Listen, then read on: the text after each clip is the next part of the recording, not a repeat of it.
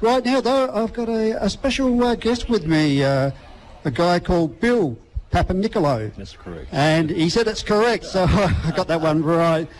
Big hello to you, Bill, and I believe you've been challenged with resurrecting or creating a new database. Yes, since 2003 we've started recording crises that were made in Australia and New Zealand in any condition.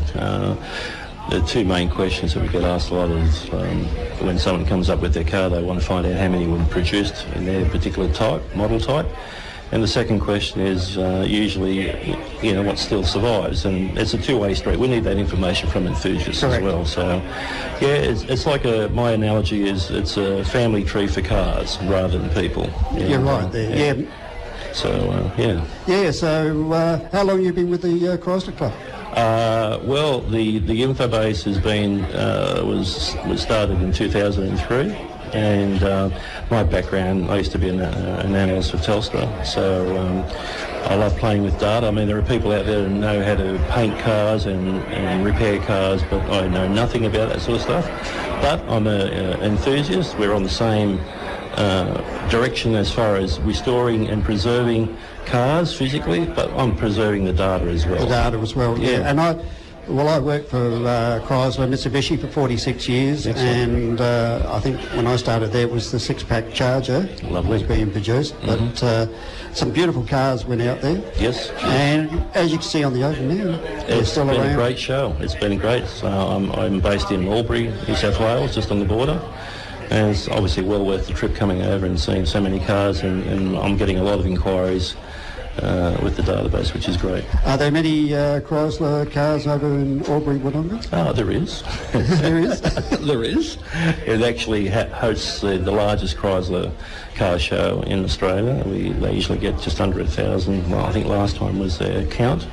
But because of COVID, the past couple of years, it's been knocked on the head a little bit. But we're hoping that they... it comes back on board again. How are you going about getting, you said before you're trying to get all that data, how are you going about getting a lot of that old information? Sure.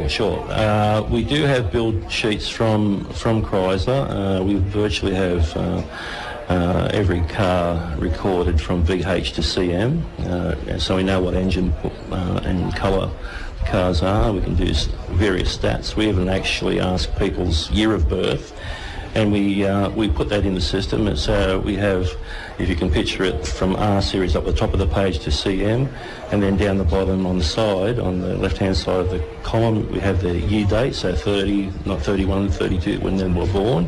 And then the database counts the amount of people's ages against it's a demographic report, basically. Right. But, okay, there are holes in the system. Like any system, there are holes. And we get them...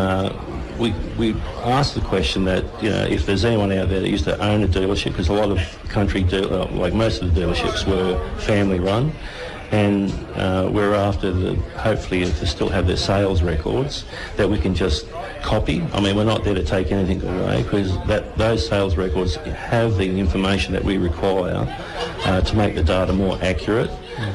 Because a lot of people now are wanting to know the car's history and what it came out from factory, etc.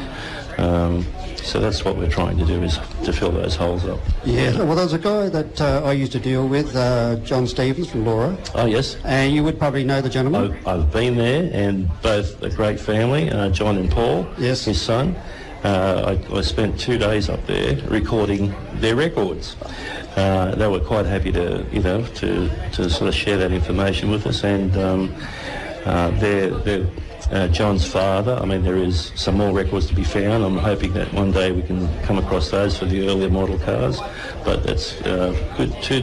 Yeah, a nice family, very, very nice. I gather he's taking you through the shed. I gather the cars are still there. They'll probably be still there when he passes away. I know John's dad. And I've seen the cars in the shed and everything else, but it was great. Yeah, they were initially a bit reserved about what I was doing, but once they knew exactly what I was about, they were fine. And I'm hoping I can come across people like them, and I'm happy to travel, because I'm This thing that I'm doing, I think, is very important. I mean, once I get too old for it, I will pass it on, you know, because it's the amount of time and effort and expense to go and get this data has been great, but I'm not there for the money. I'm there because I'm passionate about what I do. Well, that's what we do it for, and the passion to find out all that information, of Yes. course, and to pass it on, and because we need the records for all these old cars because they're no longer available. They're no longer available. Yeah, we are very particular about the Privacy Act. I mean, we don't divulge any private information about current owners and past owners.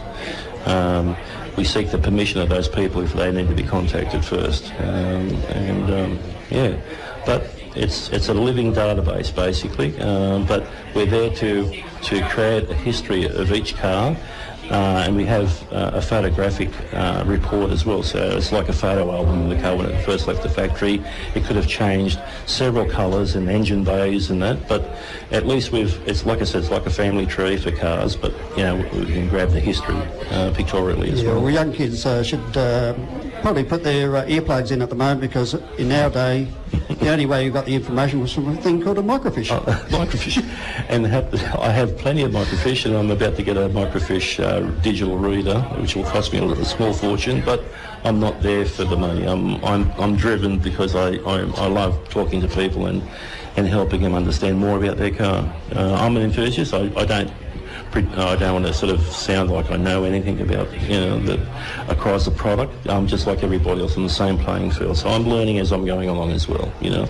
But I do love my data, and yeah, I specialise in that. Yeah, well, without people like yourself, Bill, we'd have no records, we'd have no history of these cars, Yes. and that would disappear, and sadly so. But we thank you for doing all this and pleasure. keeping everyone Very. up to date with everything else, and you. maybe one day you want to start building another car yourself. I actually had to sell my Charger last year, but because it was in the garage for 2 years and only had driven 400 kilometres, a White Knight Special VK Charger. I remember those. And but like I said, my passion is the database, and I'd rather be talking to people. I don't get a chance to go out and see the cars basically now, so but that's okay. I enjoy what I do. You know. I have to ask you a couple of questions. One is the Alvin Purple Charger. Is that still around? Yes.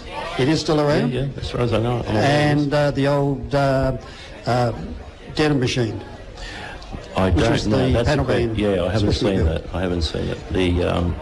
The one that was in what's that movie called? What was that movie? Flying High or something? No, not Flying High. Mad Max? No. Mad Max, It was like a James Bond movie. I just they're from Hong Kong. That was the... The VJ. yeah, There was a yeah. VJ Charger that sort of got wrecked. You know the story behind that, don't you? yeah, well, that was going back. That's, Yeah. We're showing our age now. Yeah, I Bill. know.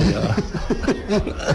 But There's a few good. yeah, there's a lot of good stories about old cars, and when people get together like yourself and the people that restore them, that's what we do. We tell the stories. Yeah, and we love doing it. You know, we're all on the same page and going in the same direction. Exactly right, yeah. Well, thank you again, Bill, and thank you for pleasure. sharing that information with us, Very. and look forward to catching up with you somewhere else down the track. I'll be around. Bill Papanicolaou. Thank you.